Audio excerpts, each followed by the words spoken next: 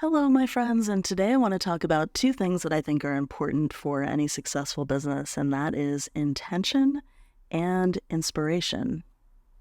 Now, as I started this year, I thought about my word of the year, which I think is a fun and useful exercise to help guide you in your goal setting, in your direction, in your actions, and everything that you do, and how you want this year to feel for you. And for me, it was so clear. My word was intentional. And I think that as in terms of where I was at and in terms of reflecting on last year, many things were going well. Revenue wise, it was my best year yet. But things had gotten off track. I was feeling very burnt out. The way I was running my business just wasn't quite working. And so I put in some changes. I, restructured my week, and now it's working much, much better. So I think that one thing when we think about being intentional is the fact that most people, or at least at some point at different points in our lives, we get into this trap of just kind of living our lives and running our businesses by default, just going through the motions in an unconscious way without taking the time to really reflect, without taking any time to slow down. We live in such a fast-paced society and culture. The world of entrepreneurship really idolizes the hustle mentality and all of this.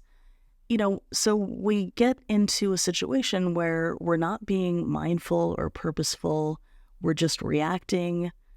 We're running our business in a way that is reactive instead of proactive. So this was part of what was happening for me. But also, this year I'm turning 50. Can you believe it? Yeah. So it does make you think, right? And I think, I want to be so intentional with how I spend my time. I don't want another year of my life to go by without being proactive and without designing it in such a way that is fulfilling and joyful for me in the way that I define how I want my life to be and in the way that I define success for myself in my business. And it can be hard to tune into understanding and knowing and clarifying what we really want because there's just so much noise. There's noise in the online world, and just the fact that we're so connected to the internet and social media. And even before social media and the internet, there's a lot of noise in our heads. There's noise around us from society, from our parents, expectations. It's hard to tune into what do we really want, But this is so essential, and it also relates to this great interview that was circulating around social media recently, an interview with Trevor Noah and Oprah talking about this concept. Let me play it for you here, and then I'll come back. You've talked to everyone in the world who is successful. What would you say is the one common characteristic that you find gets people to where they want to go? The most important question is the people get to where they want to go because they know where they want to go. Oh, wow. Most people don't know where they want to go. A lot of people are going and being driven by what they think they should do, right? What other people say they should do, what they have carried in their mind for a long time they should do. But the most important question you could ever ask yourself is, what do I really want? Wow. And the answer to that, once you can establish for yourself what the answer to that is, and have everything you do, every choice you make, move you in the direction of what you say your vision is. Right. Yeah. And when you do that, the forces of life rise up to meet you. The reason why most people have such chaotic lives is because they're living in chaos in their head. And as soon as you get clear, it clears up. That's powerful, right? And I think that when we strive to gain clarity on what it is that we want, we have to slow down. When we get into this trap of constant movement, reactivity, one of my clients always talks about how we need to be sometimes just human beings rather than human doings, right? when we are able to slow down and reflect, that's where the deep wisdom and answers and clarity comes from. But our culture, our society doesn't like us being in a state of not acting. Everything's about action. Go, go, go. Take action immediately without reflection. And of course, all great ideas need to be executed, but there is so much value in taking time to reflect.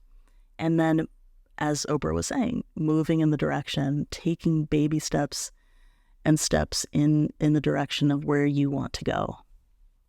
Sometimes there's certain events that happen in our lives. So, for example, we get sick, we suddenly get injured. Someone in our life that's close to us passes away. Maybe we're suddenly pregnant, we're about to start a family. Maybe we're about to hit a milestone birthday, and all these things. Or how about a pandemic happens, 2020, and all these kinds of things can make us stop and slow down and think, what do I really want? What am I really doing here? How do I figure out how to solve this constant struggle I'm having with XYZ?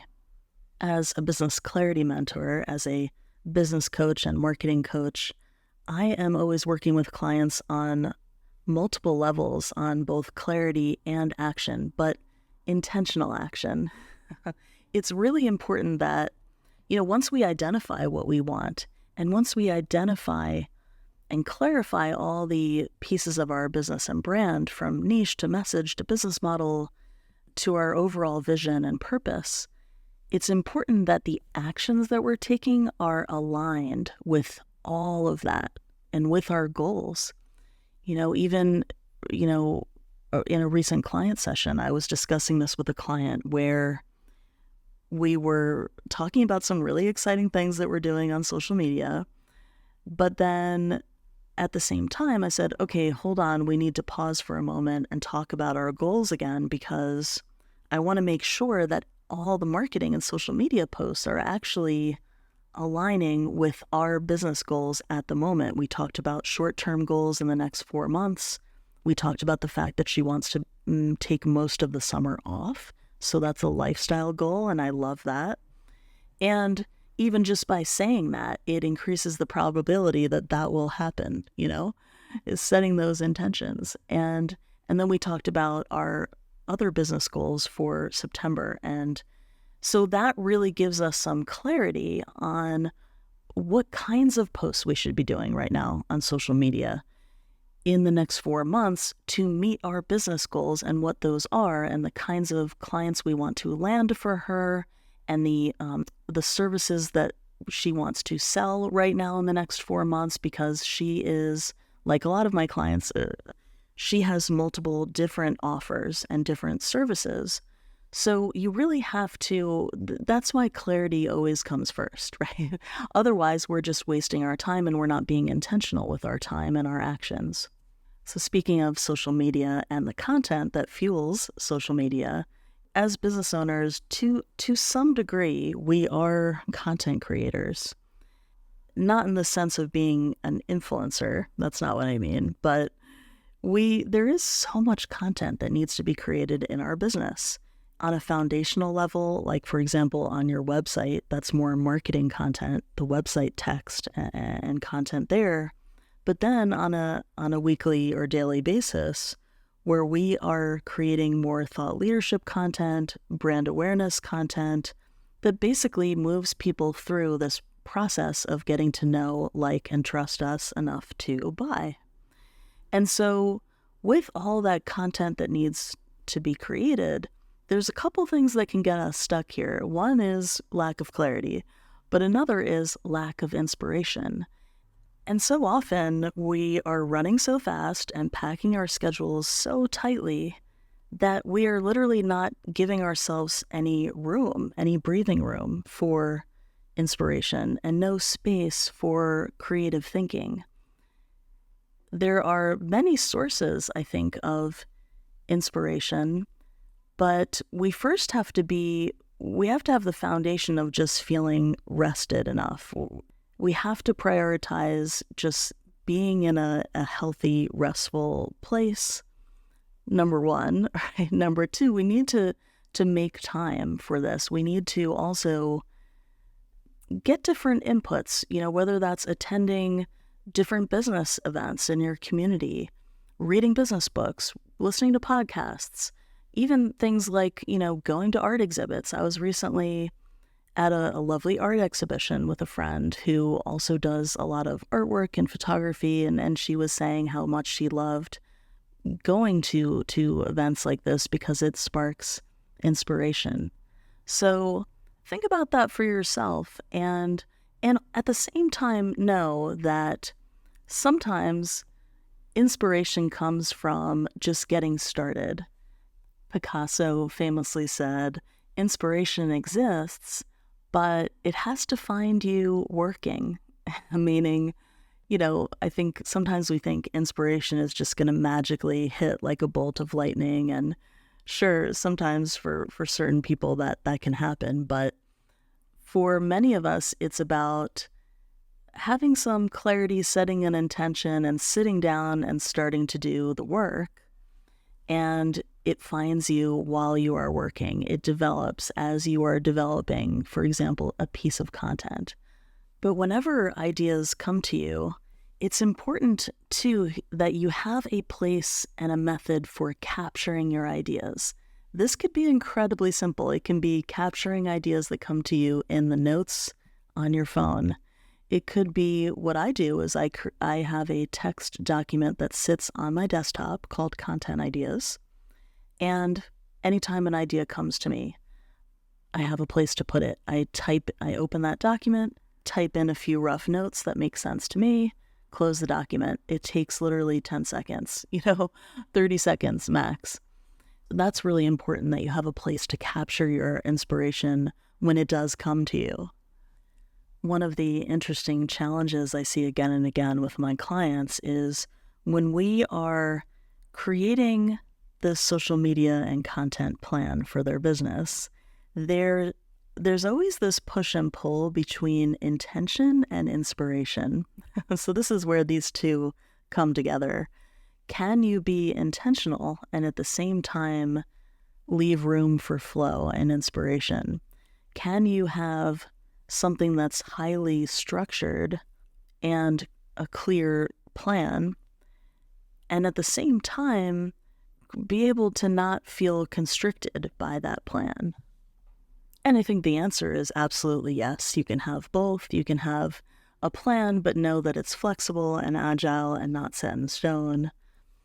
Now, another thing to look at here is sometimes some of my clients love having a very detailed plan, right down to the exact day that certain things are going to happen.